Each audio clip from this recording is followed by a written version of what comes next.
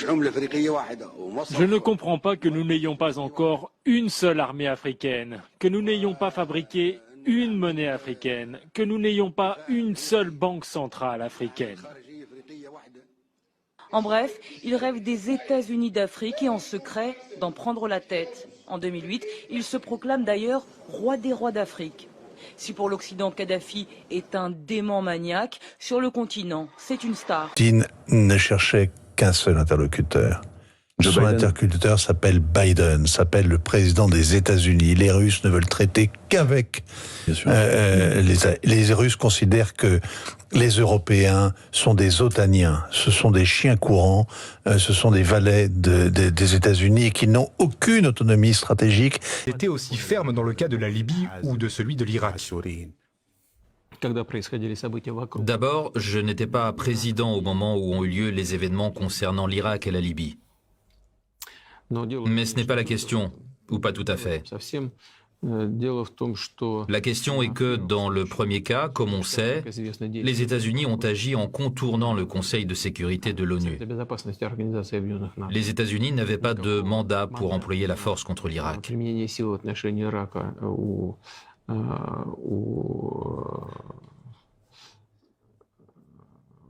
Ils n'avaient donc pas ce mandat contre l'Irak? Ah non, j'occupais déjà cette fonction à l'époque.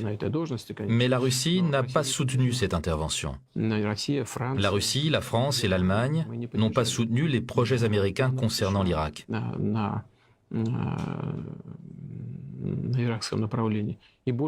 En outre, nous avions mis en garde contre ces possibles conséquences négatives qui ont de fait eu lieu. La première euphorie suscitée par les victoires militaires a vite été remplacée par la désolation et le pessimisme engendré par les conséquences de cette victoire. Parce que toutes les structures étatiques de l'Irak ont été détruites, mais aucune nouvelle n'ont été créées, du moins au départ. Par contre, des forces radicales se sont mobilisées et des forces terroristes se sont consolidées. Beaucoup d'anciens officiers de l'armée de Saddam Hussein et des fonctionnaires des services spéciaux ont changé de camp et ont rejoint ce qui devait plus tard devenir Daesh. Tous ceux qui ont organisé et soutenu cette action n'en avaient donc pas calculé les conséquences. Nous espérons vraiment que l'Irak va désormais évoluer dans le bon sens, que le pays progressera en dépit de ses problèmes intérieurs, mais il fait face à de nombreux problèmes, nous le savons très bien. Concernant la Libye, le chaos qui y règne depuis les opérations militaires semble malheureusement n'en plus finir. Mais là, nos partenaires occidentaux se sont pour ainsi dire moqués de nous.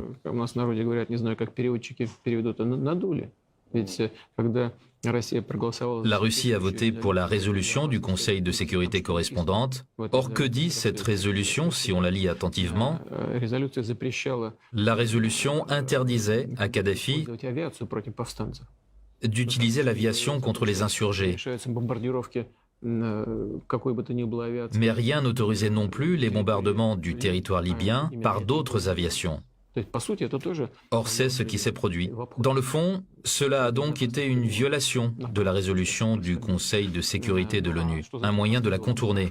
Voilà ce qui est arrivé en réalité. Le chaos y règne toujours, le désordre, des flux de migrants passant par la Libye. Ce contre quoi Kadhafi avait toujours mis en garde, arguant qu'il fermerait le passage aux migrants d'Afrique vers l'Europe. Une fois ce mur disparu, les flux ont bougé et ils doivent désormais faire face à ce contre quoi ils avaient été mis en garde. Mais ce n'est peut-être pas là l'essentiel. Le plus important, c'est que cela déstabilise l'ensemble du Proche-Orient. Concernant la Syrie, nous y sommes allés afin de soutenir un gouvernement légitime, car il s'agit bien d'un gouvernement légitime, je tiens à le souligner. Cela ne veut pas dire qu'il n'existe pas de problèmes internes. Je suis disposé à en dire quelques mots plus tard. Cela ne veut pas non plus dire que les dirigeants actuels n'ont aucune responsabilité quant à la situation dans laquelle se trouve le pays. Mais cela ne veut pas dire que nous devions laisser les organisations terroristes s'emparer de la Syrie et y fonder une entité terroriste quasi étatique. Nous ne pouvions permettre qu'il y ait un afflux de combattants vers les pays de l'ex-Union soviétique avec lesquels nous n'avions ni frontières strictes ni régime de visa. Nous ne pouvions permettre que des combattants pénètrent sur le territoire russe à partir de la Syrie. Nous avons déjà vécu une telle situation et nous savons bien à quoi elle peut aboutir. Il suffit de penser aux événements pas si anciens qui ont eu lieu dans le nord du Caucase en Russie. Voilà les raisons pour lesquelles nous avons décidé de fournir de l'aide aux autorités légitimes syriennes. Nous n'avons pas simplement fourni de l'assistance à ces autorités légitimes. Nous partons du principe que les contradictions politiques internes peuvent être et doivent être résolues uniquement par des moyens politiques. Voilà pourquoi nous avons été inflexibles et je suis très heureux qu'aujourd'hui commence un processus politique avec la création de ce que l'on appelle le comité constitutionnel. L'idée de créer un tel comité est née ici, à Sotchi, lors d'un congrès du peuple syrien, auquel des forces politiques diverses ont pris part, y compris l'opposition et les structures gouvernementales. C'est précisément à cet endroit que les Syriens ont convenu entre eux de créer un comité constitutionnel pour commencer à travailler sur la modification de la constitution syrienne ou sur l'adoption d'une nouvelle constitution. Nous avons parcouru un long chemin plutôt compliqué et difficile pour former ce comité. Maintenant qu'il a été formé, avec les représentants du gouvernement, du président Assad et de l'opposition, j'espère qu'il va commencer son travail dans les prochains jours à Genève, sous les auspices de l'ONU. Monsieur le Président, vous avez évoqué les relations entre l'Arabie saoudite et la Russie. Comme vous le savez, c'est là un partenaire stratégique de la Fédération de Russie dans le domaine de la sécurité énergétique. Vous devez être au courant de ces deux attaques de drones militaires contre des raffineries pétrolières et de ce qui se passe actuellement dans ce pays. Actuellement, en Arabie saoudite, on parle beaucoup du fait que l'Iran pourrait jouer un rôle déstabilisateur dans la région. Vous avez parlé de la nécessité de trouver des preuves que l'Iran est vraiment responsable de ces attaques. Quelle est maintenant la position officielle de la Fédération de Russie face à cet incident ? La position officielle est la suivante. Nous condamnons tout acte de ce type. Il ne peut en être autrement. C'est notre position officielle. Nous l'avons déclaré immédiatement et j'en ai parlé moi-même récemment lors de la semaine de l'énergie à Moscou. Il ne peut y avoir aucun doute. De tels actes n'apportent aucun résultat à qui que ce soit, ni même à ceux qui les préparent et les mettent en œuvre. Pourquoi ? Parce que si quelqu'un s'attendait à ce que cela affecte le marché du pétrole, son objectif n'a pas été atteint. J'estime que les fluctuations n'ont pas été si grandes. Une première envolée a été perceptible, mais en l'espace d'une semaine, les prix sont revenus à la normale. Parce que les facteurs fondamentaux qui façonnent le marché ne permettent pas au prix de grimper ou de chuter considérablement. C'est la première chose. Deuxième chose, nous et moi-même, personnellement, sommes en contact avec les dirigeants saoudiens, y compris le prince héritier. Nous avons abordé ensemble cet incident. Je lui ai dit que j'estimais nécessaire d'obtenir des preuves, de trouver les coupables et de confirmer les identités des responsables.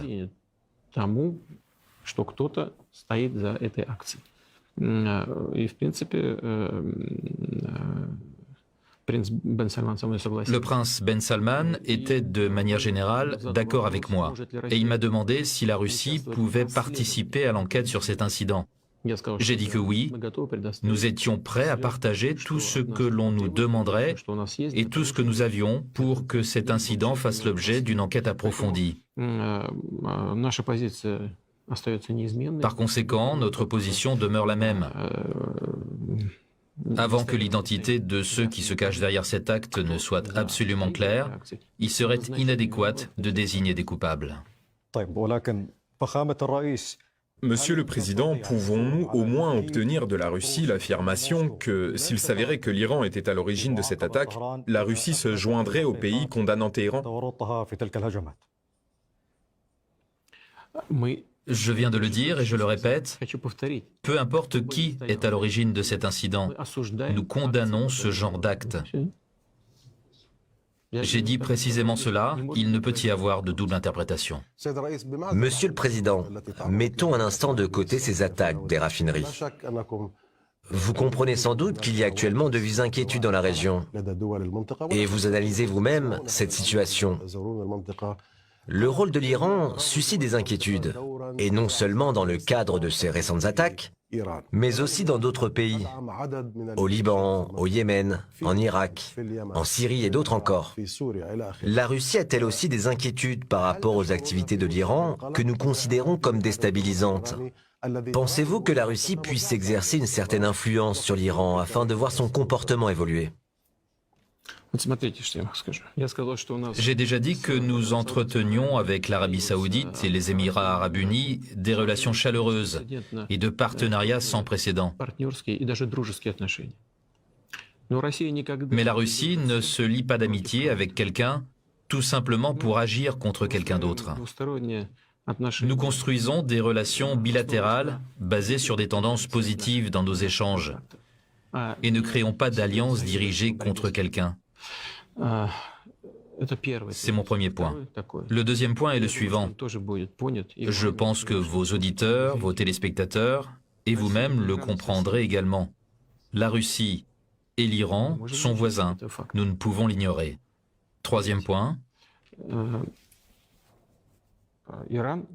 L'Iran est une puissance régionale majeure. C'est une nation ancienne avec sa propre culture, une culture ancienne et profonde. Et si nous voulons construire de bonnes relations avec quelqu'un, je pars du principe que tous les pays de la région veulent avoir de bonnes relations les uns avec les autres, et que personne ne veut de confrontation, ou que Dieu nous en préserve, d'affrontement. Personne ne veut cela. Je sais qu'en Arabie Saoudite, personne ne le souhaite, qu'aux Émirats, personne ne le souhaite.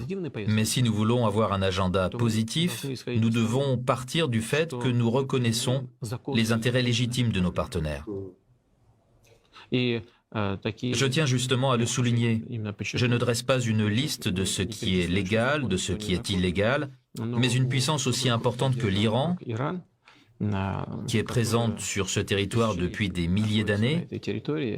Les Iraniens, les Perses vivent ici depuis des siècles.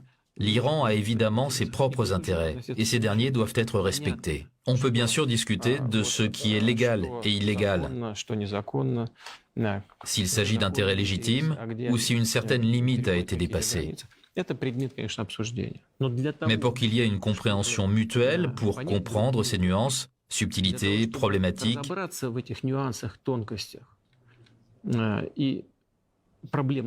il est nécessaire de mener un dialogue.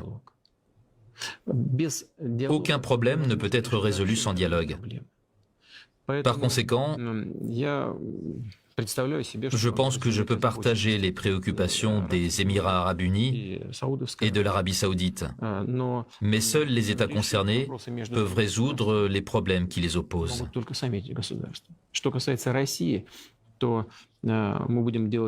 Quant à la Russie, nous ferons tout notre possible pour créer les conditions nécessaires à une dynamique positive. Je pense qu'étant donné que la Russie a de bonnes relations avec l'Iran et de très bonnes relations avec nos amis arabes, l'Union soviétique n'entretenait pas de relations de haut niveau avec l'Arabie saoudite, mais avait en général d'excellentes relations avec le monde arabe. avec presque tous les pays. L'Union soviétique entretenait de très bonnes relations avec l'ensemble du monde arabe. Par conséquent, nous sommes déjà revenus à ces relations de qualité. Ce n'est pas un processus en cours.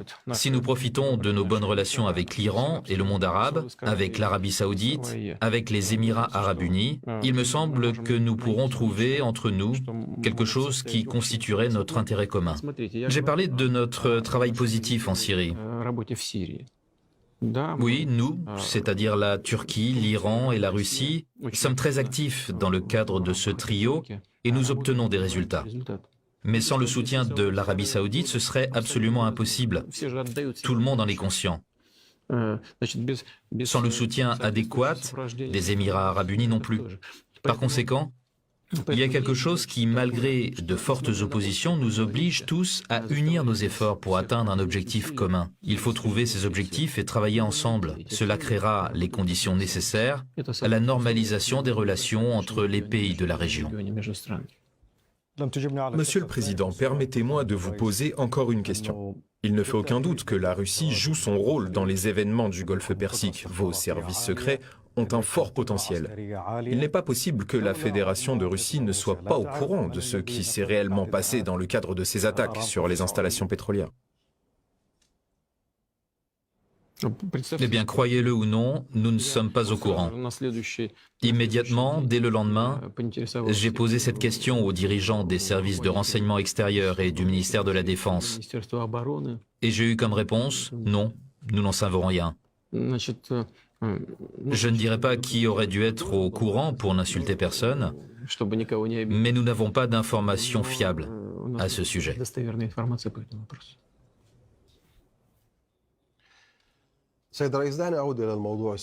Monsieur le Président, passons maintenant à la Syrie. Vous avez récemment annoncé la suspension des actions militaires de grande envergure en Syrie. Et tous espèrent maintenant un règlement politique. Vous en avez parlé au forum du Club Valdaï. Vous avez dit que la Syrie pourrait effectivement devenir un vrai exemple de comment résoudre ce genre de conflit. Pensez-vous qu'on puisse parler de règlement politique alors que des États étrangers tels que les États-Unis, la Russie, la Turquie et l'Iran sont toujours présents en Syrie? Y a-t-il, malgré les conditions de cette zone instable, l'espoir d'une stabilité en Syrie?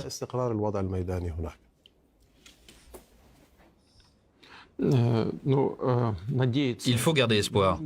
L'espoir, c'est ce qui meurt en dernier. Je suis tout à fait d'accord avec vous quant au fait que tous ceux qui sont présents sur le territoire d'un État étranger, en l'occurrence ici la Syrie, de manière illégitime, doivent quitter son territoire. Cela s'applique à tous les États. Si les futures autorités légitimes de Syrie disent qu'elles n'ont plus besoin de la présence des forces militaires russes, alors bien sûr, cela s'appliquera également à la Fédération de Russie. Aujourd'hui, nous débattons de cette question de manière absolument ouverte avec tous nos partenaires. Les Iraniens, les Turcs. Nous en avons également parlé à maintes reprises avec nos partenaires américains. Et j'ai déjà dit ouvertement à mes homologues ce que je vais vous dire. Le territoire syrien doit être libéré de toute présence militaire étrangère et l'intégrité territoriale de la Syrie doit être pleinement rétablie. Avez-vous une vision de l'avenir politique de la Syrie et du rôle de la Russie dans ce contexte? Vous savez, seuls les Syriens peuvent répondre à cette question. C'est la question la plus compliquée. J'espère que cela ne sera pas réglé par la force des armes, ni par des conflits armés ou par une guerre fratricide, mais par des négociations entre eux, comme je l'ai déjà mentionné, à Genève. Et la première étape, c'est bien sûr de travailler sur la loi fondamentale du pays, c'est-à-dire la Constitution. soit sur des amendements, soit sur une nouvelle constitution. Il ne fait aucun doute que les intérêts de tous les groupes ethniques et religieux doivent être garantis. Les gens doivent comprendre qu'ils vivent dans leur propre pays et bénéficient de la protection de ce pays et de ses lois. Cela concerne les sunnites, les chiites, les alaouites, aussi bien que les chrétiens. En effet, la Syrie a toujours été un État multiconfessionnel et peut en être fier.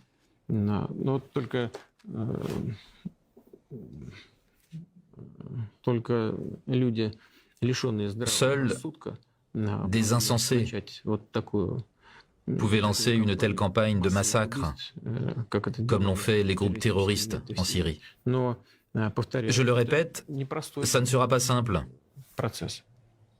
C'est un processus compliqué, mais il est selon moi réalisable. Savez-vous ce qui me fait voir les choses de manière positive? C'est qu'aujourd'hui, beaucoup reviennent dans leur foyer. Des milliers de personnes rentrent de l'étranger ou d'autres territoires syriens sur leur terre d'origine, dans leur foyer.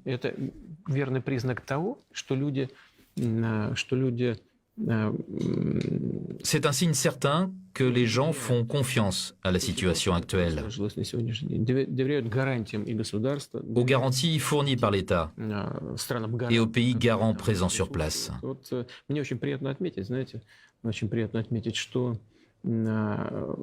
Je suis heureux de constater que les gens en Syrie ont une grande confiance dans les militaires russes,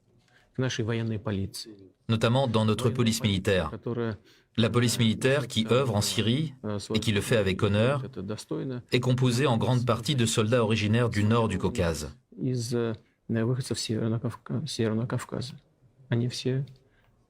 sont tous de confession musulmane. Et les habitants locaux s'adressent à eux pour obtenir une protection. J'en ai des exemples concrets. Et il est tout à fait encourageant de noter cela. Mais certainement, pour que la situation se stabilise vraiment, et pour qu'elle reste stable à long terme, il faut que les gens s'entendent. Une mauvaise paix vaut toujours mieux qu'une bonne guerre.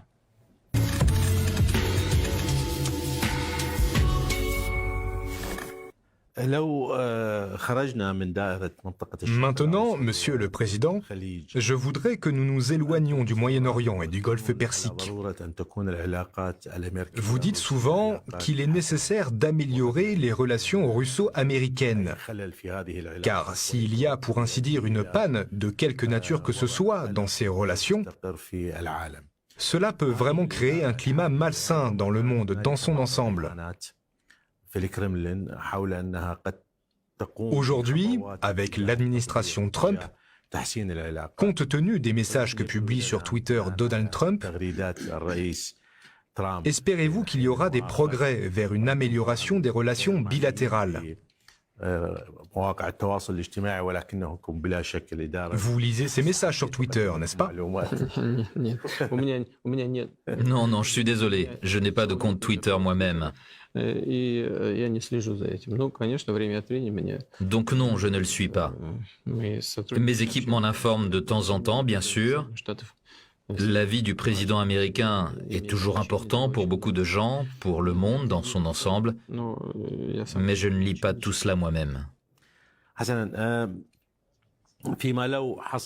Alors, si on imagine que le président Trump sera réélu l'année prochaine, croyez-vous qu'il sera plus ambitieux lors de son deuxième mandat, plus obstiné dans l'objectif de détente dans les relations avec Moscou? La Russie sera-t-elle prête à renouer le dialogue?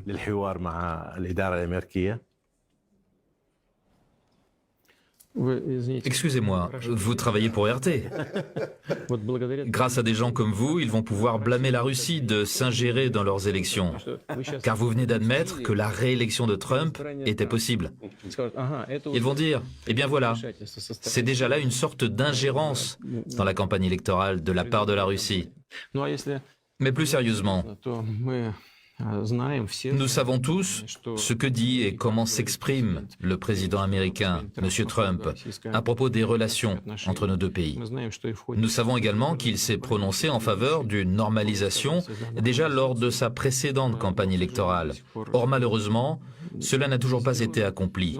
Mais nous n'avons rien à lui reprocher, car on voit comment se déroule la politique intérieure des États-Unis. L'agenda politique national ne permet pas au président en exercice de prendre des mesures visant à améliorer radicalement les relations entre la Russie et les États-Unis. Quoi qu'il en soit, nous travaillerons avec n'importe quelle administration américaine, tant qu'elle le souhaite elle-même. Mais bien sûr, nous avons des inquiétudes liées à la sécurité et à la stabilité stratégique internationale. C'est évident. Plus récemment, les États-Unis se sont retirés du traité sur les forces nucléaires à portée intermédiaire. Cela aussi était, à mon avis, une mauvaise démarche. On pouvait régler cette question autrement. D'ailleurs, je comprends les préoccupations des Américains. D'autres pays développent ce type d'armes, tandis que la Russie et les États-Unis se sont limités eux-mêmes. Mais il ne fallait pas, selon moi, briser l'accord.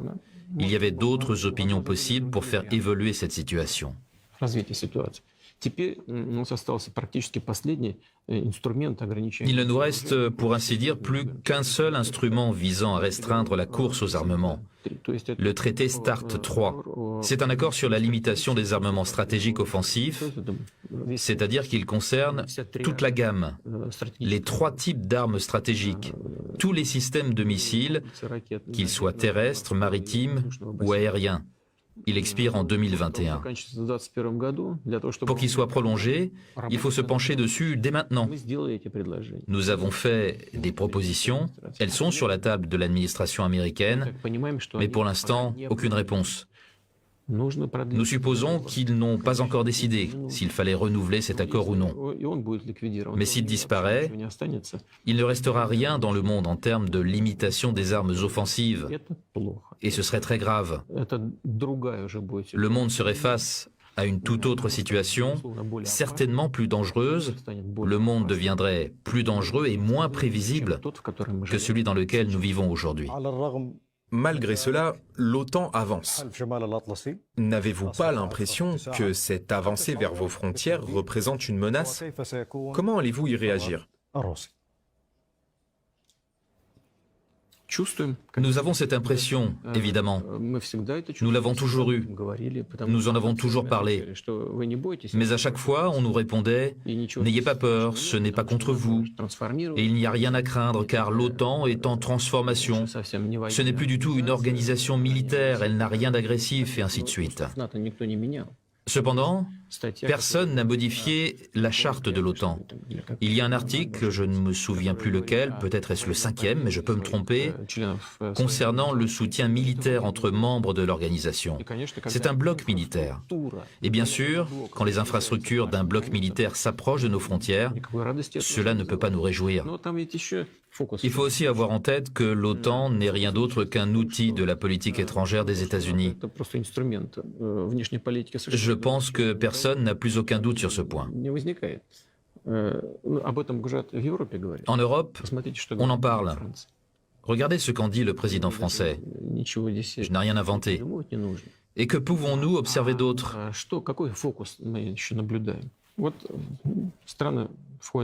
Des États intègrent l'OTAN et après, personne ne leur demande la permission de déployer certains types d'armements.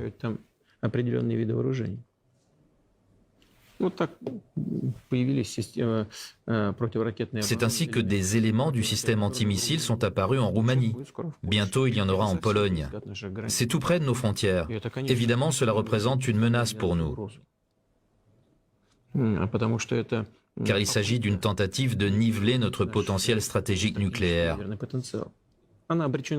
Cette tentative est vouée à l'échec, c'est évident. Je pense que pour les spécialistes aussi, c'est évident. Tout simplement parce qu'avec les systèmes d'armement dont nous disposons, et dont j'ai déjà parlé, je ne rentrerai pas dans les détails,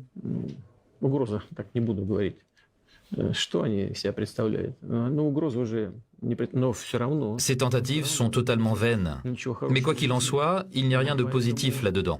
C'est la raison pour laquelle nous percevons effectivement cela comme une manœuvre déstabilisatrice. Elle détériore la situation. Il n'y a vraiment rien de positif là-dedans.